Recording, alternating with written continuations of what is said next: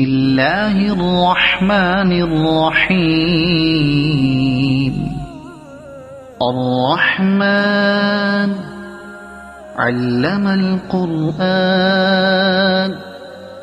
خلق الإنسان علمه البيان الشمس والقمر بحسبان والنجم والشجر يسجدان والسماء رفعها ووضع الميزان ألا تطغوا في الميزان